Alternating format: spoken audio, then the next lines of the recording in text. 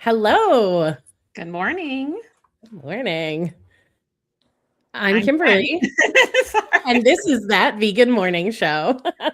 And with us today is our very special guest, Victoria Moran of Main Street Vegan. Welcome, Victoria. Oh, Welcome, thanks for having Victoria. me. So excited to have you. If you don't mind, I'm just going to read a little bit of your bio so people who are not yet familiar with you can get familiar with you. Victoria has been listed by Veg News among the top 10 living vegetarian authors. Victoria has written 14 books on well being and compassionate living, including Creating a Charmed Life, hint to the title of the episode, Main Street Vegan, and Age Like a Yogi, which, by the way, I know I'm not the target market for Age Like a Yogi just yet, but my suggestion is no matter what your age, pick it up. Why not start now? Who cares, right? We can age like a yogi from whatever age we are in this moment. Victoria has been involved in animal rights as a writer, speaker, and activist since the 1970s. So you have seen a lot of changes, and I cannot wait to ask you what your thoughts on some of those things are. And was inducted into the 2024 Vegan Hall of Fame. Founder and director of Main Street Vegan Academy, training vegan lifestyle coaches since 2012, Victoria also hosts the Main Street Vegan podcast, which you can find everywhere. Welcome, Victoria. We're so Why, excited thank to have you. you. What a pleasure to be with you. And I love your vegetable backdrops. Thank you. Well, Victoria, let's just like jump right into to kind of the things we wanted to chat with you about today. And since I mentioned it, let's talk about like you've been vegan for so long now, which is amazing and really inspiring. I think especially because we've been hearing, and Jen and I just did an episode about it last week, that there are people who have been vegan for a long time who have just like, peace out, see ya, not doing that anymore. And to see you still part of the movement, trucking along, doing it, and still putting so many meaningful experiences out into the world. Like, and when you look back at what you've experienced as a vegan, what has surprised you the most through the changes within the movement? I suppose it was that expectations at the beginning were higher than were realistic.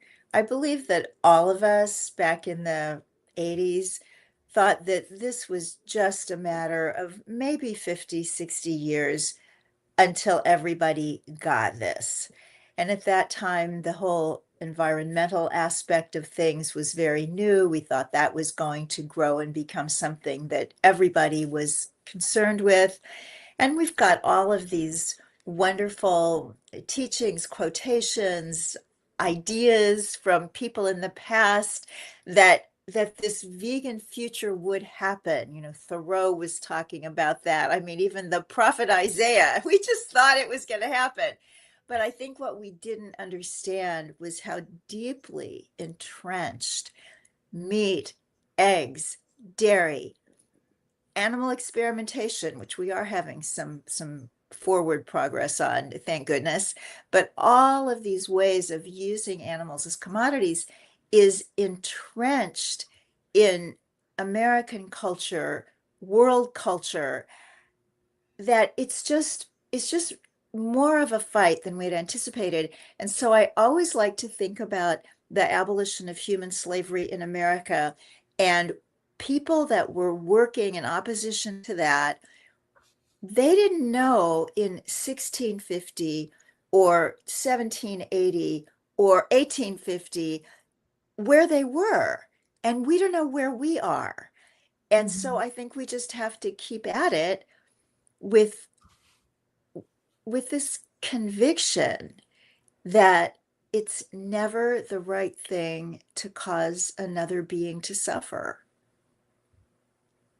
Yeah, 100%. And I think too, like social media probably adds to that now because there's so much misinformation that goes up there now. People posting things or, these so-called experts who are now influencers, right? Who are eating sticks of butter and steak and, saying they're fine, right? Like, we've lost touch. I mean, I think especially the younger generations who know nothing but social media. They don't know life before the internet. They're much more susceptible to this misinformation because they're used to having things instantly. They're not used to doing their research for stuff. It's a double-edged sword because for several years it was like, oh my gosh, this technology is getting veganism out there. Everybody's seen videos. You can put something up, Gary Yourofsky's speech, something like that, goes around the world. It's so powerful. It's so great. But we weren't prepared for the fact that anybody can put anything up. Something just popped up on my Instagram last night, and I used to love Instagram. It's so funny. It's kind of like dating. For a while back in the early days of Twitter, I really liked Twitter because it was 144 characters and you had to be really succinct and it was cool. And then and and then Instagram was like, oh, it's so nice. You can put up these pretty pictures. And now it's like a catalog. It's like I open it, and for every post by somebody that I know or that I want to follow, there are 6 or 7 ads for something geared to somebody like me. And so I was looking at something last night. It looked good. It was talking about blueberries and grape seeds as some kind of, I don't know, help your brain or whatever. But I always check these days. I always check. And in that case, they had taken an actual doctor who exists in the world who has said some things that have been positive about fruit and then created this thing that he has nothing to do with. So, it takes a lot of time to even figure what's true. And I think we're programmed for if you see something presented and it looks good and the lighting's good and you can't really tell that the voice is AI, why not just take it at face value? And people are doing that, unfortunately. Yeah. I think it's not doing us as vegans, as a movement, a great service that way because our messaging is not getting out in the same way that messaging around, like Jen said, eating sticks of butter is making its rounds. Yeah, and there's a lot of money behind that. And of course, right now, we're dealing with these dietary guidelines. And I just did an emergency episode of my podcast with Dr. Neil Barnard to kind of get through some of that. How did this happen? And Dr. Barnard's organization, Physicians Committee for Responsible Medicine, is actually suing the US government for this, putting out this information that is supposed to be based on science, but it isn't. And the idea that after, 60 years, 50 years, this complete turnaround, so that a lot of people, as you guys well know, a lot of experts who are not vegan, they're not vegetarian even, but they look at this and it's like, wait a minute, this is backward messaging. And so hopefully something will happen and those will get taken down. But people only need to see one thing once. I remember the first time somebody said to me, cholesterol doesn't matter anymore. This was 25 years ago. And I was so shocked. But then she led me to her sources and where she gets her information. And if I had been getting that information, I would have thought that too. So it's an uphill climb for sure. Yeah. We do have some good people on the vegan side, right, who are actually doing the research, like Neil Barnard, like Dr. Michael Greger, who has so much information out there, and it's so dense. His books are ginormous, full of tons of resources. But then he also, what I love about him is that when he does his little podcasts or his little videos about things, they are little. Like he takes this vast amount of research and you can listen to the main points of it in, listening to Dr. Greger's amazing voice within just a couple of minutes. Yeah. And now, so you've spent a few minutes, you've got real information, and you can like move forward in life making better choices. Yes. So I feel good that that's out there. Oh, me too. Yeah. We have a lot of fantastic people, on the animal rights side. And I know PETA can sometimes be controversial, but they are so committed. And Mhm. just that helps me just live my personal life, my veganism, and outside my veganism is to just keep the focus. And they've got their statement of purpose: animals are not ours to eat, wear, experiment on, or use for entertainment. That has not changed. It doesn't matter who's in the White House. It doesn't matter what people are focused on. It doesn't matter what anybody does in their outside time. That is the focus. And that really helps me because it is easy, I think, particularly in today's world, to just be all over the place. Oh, this is happening, that's happening, and there's this injustice, and there's this interesting idea, and we just want to follow them all. And it's cool to know about things, but to really have that focus of what we're about, I think we draw strength from that. Yeah. Yeah. And, one of the things that I love about your podcast, Main Street Vegan, is that you cover all of these different angles of veganism and you talk to so many different people. I listened to your episode a couple of weeks ago with Dr. Greger talking about his latest book with cholesterol.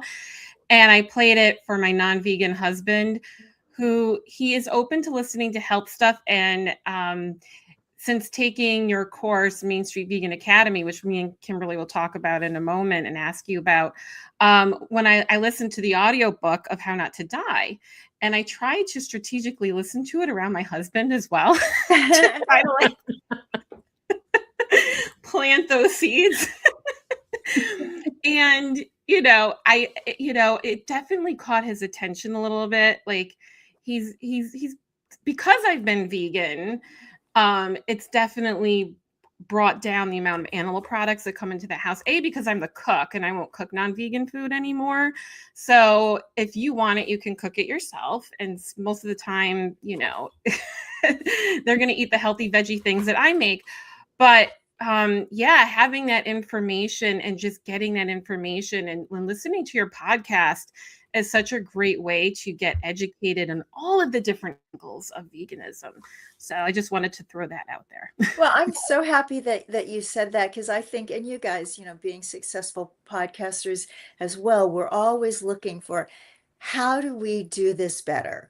How do Yeah. we serve our listeners better? How do we reach more listeners? And certainly, how do we get outside the vegan bubble?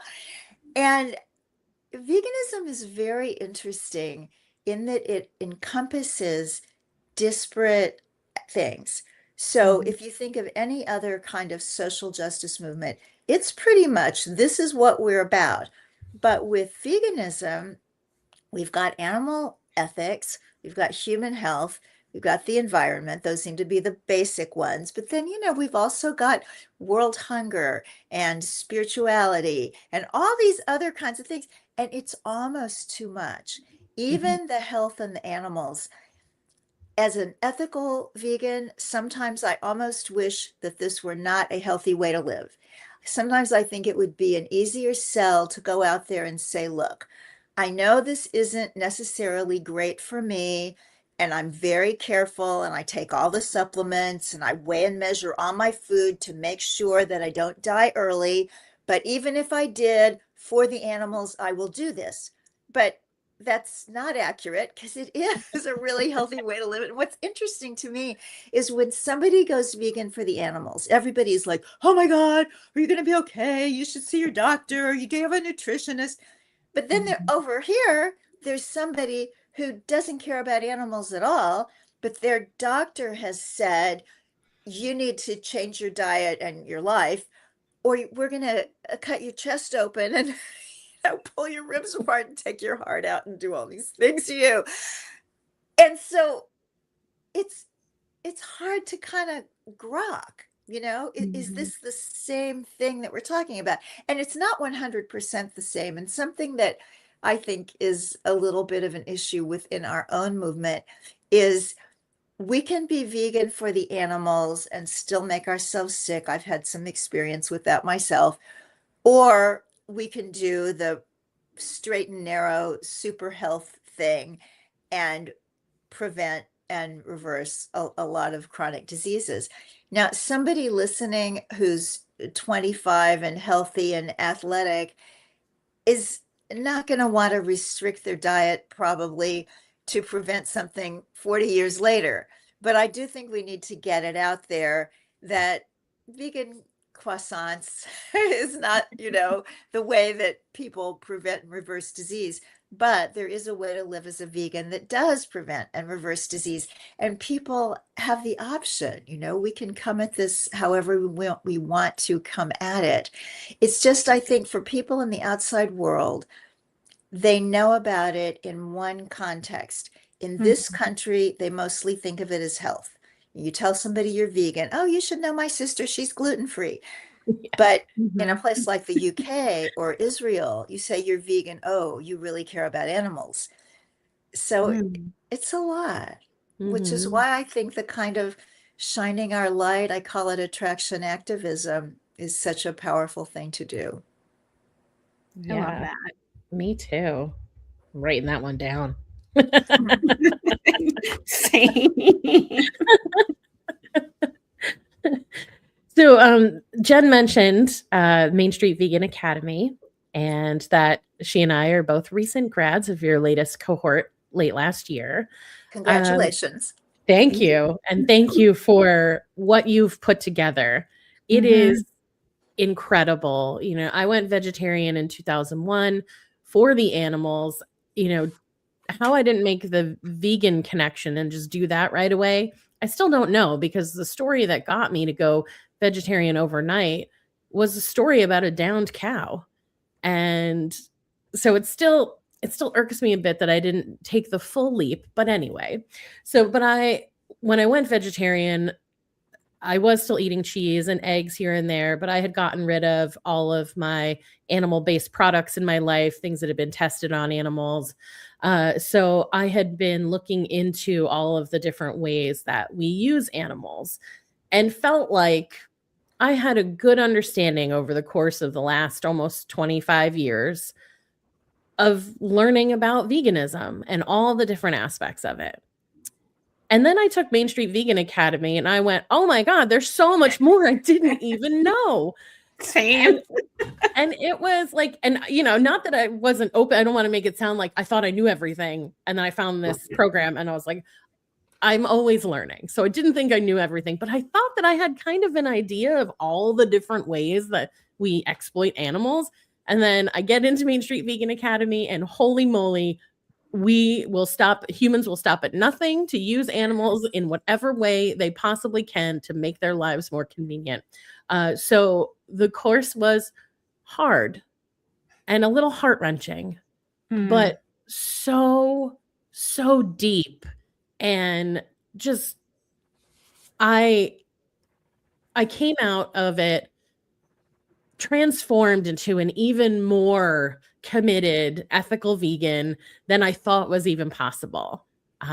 So it was just a beautiful experience for me, getting to spend that time with you, with all of the people that you bring in to teach us all the different things. It's just this world that you've created to help us shine our light even more. I just cannot thank you enough, Victoria. And I would recommend anyone who is curious about veganism, who's already vegan and wants to deepen that, please find out about the next cohort and join it. Oh, that means the world to me. Thank you so much, Kimberly. This was a very interesting group because so many people like yourself came at a very established space already. I've had a lot of classes where people are fairly new vegans and they're excited and they want to get out there and do more with that. But in this course, we had a lot of people who are already working in the movement and very sophisticated. And it's always my pleasure and challenge to create each time an experience for people that is going to get them out there changing the world, because this is the whole point is ripples. I'm big on ripples. We were talking, before the class, that years ago, oh my gosh, this was in the 80s. I wrote an article for this little animal rights magazine called The Animal's Agenda. And it so happened that the Grinnell College Library had a subscription. And I got a call one morning, and it was this young student who said, I read an article that you wrote about veganism, and now I'm vegan. And I was like, okay. Well, he turned out to be Bruce Friedrich. And if you're part of this movement, you know who that is. He spent 20 years at PETA. He was with Farm Sanctuary, Mercy for Animals, and he now heads up the Good Food Institute, which is doing so much in the alternative protein space. And he's had all these awards, when he was younger. I think it was Esquire magazine named him one of the most influential men under 35 and stuff like that. And he's vegan because he read this article in this little bitty magazine that almost nobody was reading.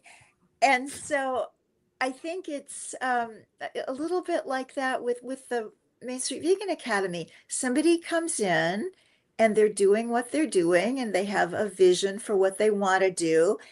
And then that ripples, and they affect people, and that ripples, and they affect other people.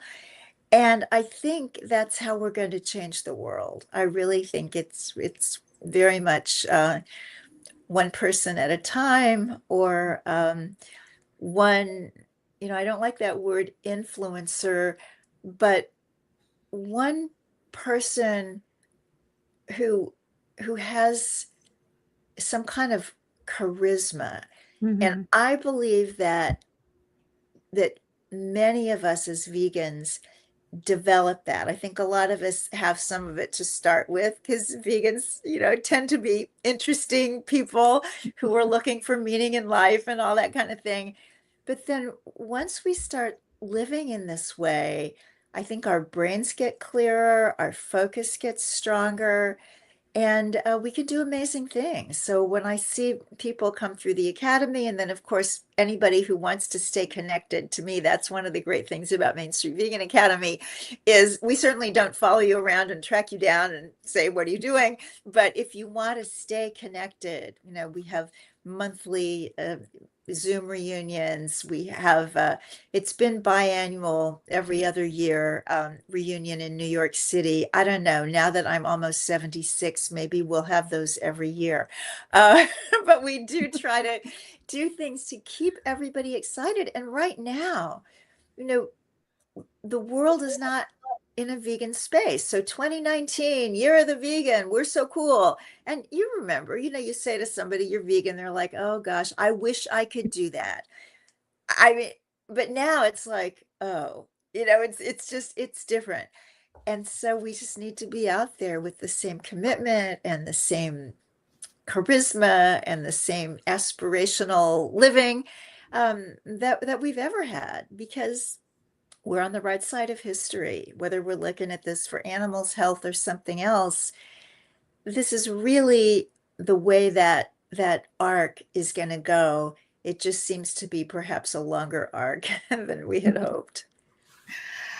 I love everything that you created at Main Street Vegan Academy. And yeah, you never know, like even just reaching one person, that one person can touch so many, right? We never know how that's going to have an impact down the line. And yeah, for me also, like I've been vegan almost 9 years. It took me 2 years to transition to being vegan.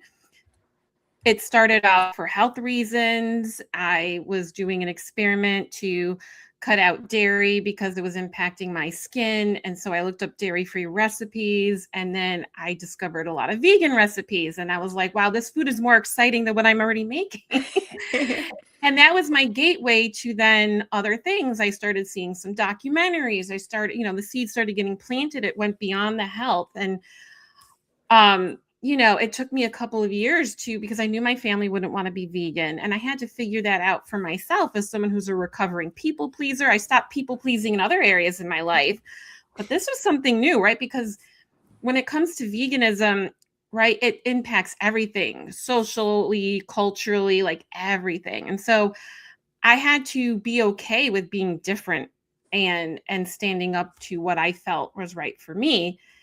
And I rebranded my channel to The Confident Vegan a couple of years ago and started building that space, but I still felt like I needed something to connect dots for me to be able to talk about veganism in that next level. And so when I did Main Street Vegan Academy, it really up-leveled my ability to talk about veganism and teach about veganism. Now, and I remember like during classes, me and Kimberly were texting each other with like so many great ideas. We were like so inspired, like, oh my God. And it's like now just trying to find like enough time in the day with all the other things that's going on in life.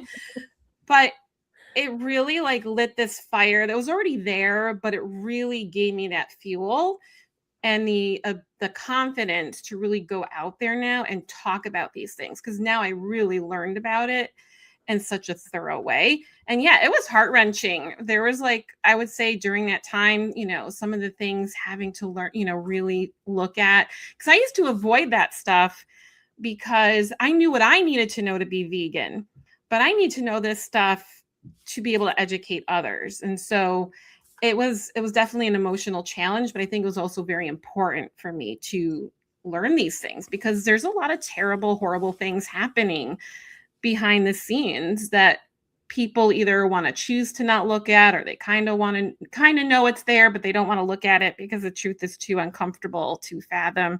So yeah, I just, thank you again for creating that space and keeping that community alive after graduation. Like, I feel like that's so important, especially for us vegans who don't have a lot of vegan community. It's nice that we can still keep up with yours. Oh, well, thank you. So this is interesting that you're telling me this, that you learned so much about how animals are exploited, because I try to keep that really down.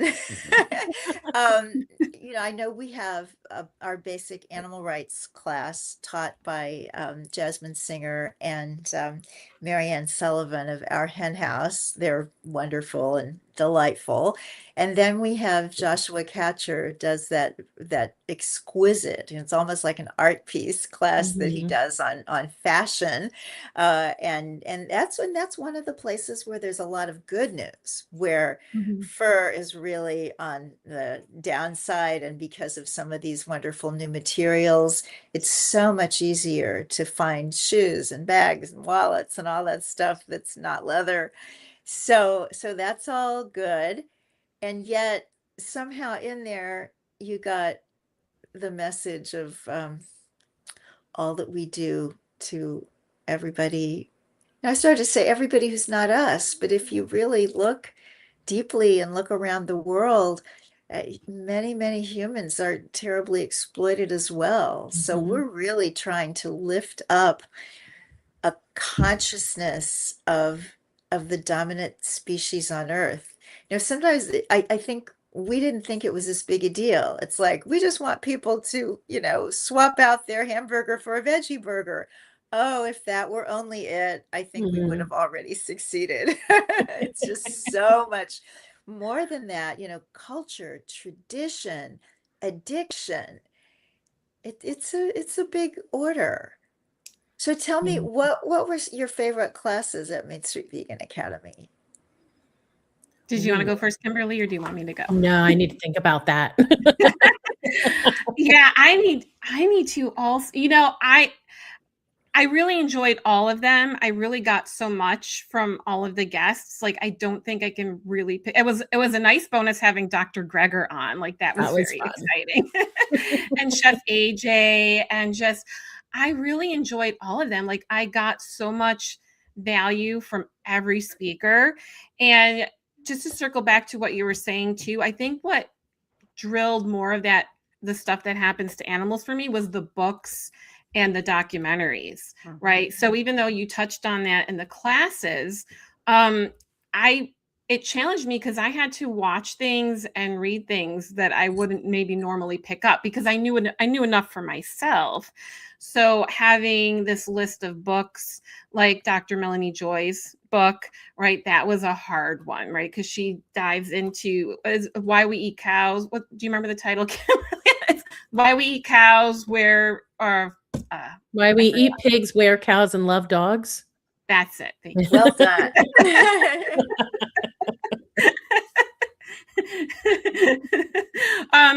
Right, like that book was so hard. I was listening to the audiobook while driving to get my son at one point from school, and that was so hard to listen to, but that was also important for me to listen to. So I think that's part of that too, is like it challenged me to take on things that I wouldn't normally pick up for myself because I was already vegan, right? But now I have these books to recommend to people. Now I can quote these books. Now I have these resources that can that I can refer to people on things, which I think helps build that confidence, right? Of like we don't have to explain it all to people. We can share a little bit and then we can direct them to these resources as well. What did you want to add on that, Kimberly? I think the two that I also loved them all, but the two that came to me first were Joshua Ketcher. Just reminded me of like how beautiful like fashion can be and the ways that we can use different materials and textures and stuff, and we don't need to be exploiting animals or people in order to do it. I loved his approach, and like you said, Victoria, it is like art, like listening to him speak about it, looking at his books, at his presentation. It is I felt like, yes, I was in an art class with an artist while also learning so much about fashion. And then the second one was Dr. Frank Sabatino. And he has so much knowledge around health, but there's something about him that's so kind. And actually he reminds me of Dr. Weiss, Dr. Ron Weiss from Ethos Farm, where they are coming at this from such a place of love. And that came through so strongly with Dr. Frank that he just wants people to take care of themselves, and he wants animals to be safe, and it just was a really beautiful, lovely way to talk about health and just share like love in the group. And those were my two favorites. I love And that. yeah, and I would agree so much about Dr. Frank. Well, both, I mean, everybody, but a lot of people don't know Dr. Frank Sabatino. When he decided to go into this, and, and this is very close to my heart because we're talking, 1970s, we're going back in history here. But I was married at the time to a lovely young man, very sensitive vegan, who was working as a medical technologist, but who wanted to do more. And around the same time, he and Dr. Frank both decided to go to chiropractic school, which was what so many of the vegetarians and vegans who wanted to go into healthcare did at that time, because the medical system just was not open to this at all.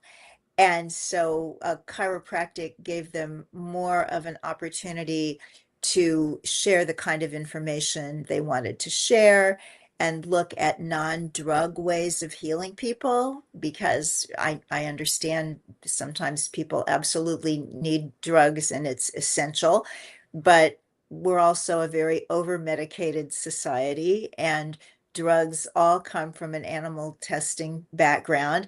So it made sense at that time for them to do that.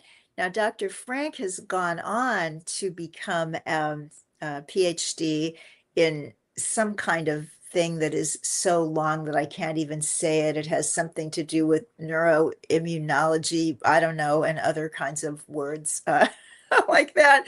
But he's absolutely brilliant. I think it is because he is a PhD and not an MD, that maybe he's not as well known as some of the other doctors. But oh, I would so recommend that people look him up, look up his books. He just wrote the most beautiful like weight loss book, and because I have a history of weight issues myself, I don't like those books because I don't believe that people have any understanding of what was going on in my life when that was an issue for me.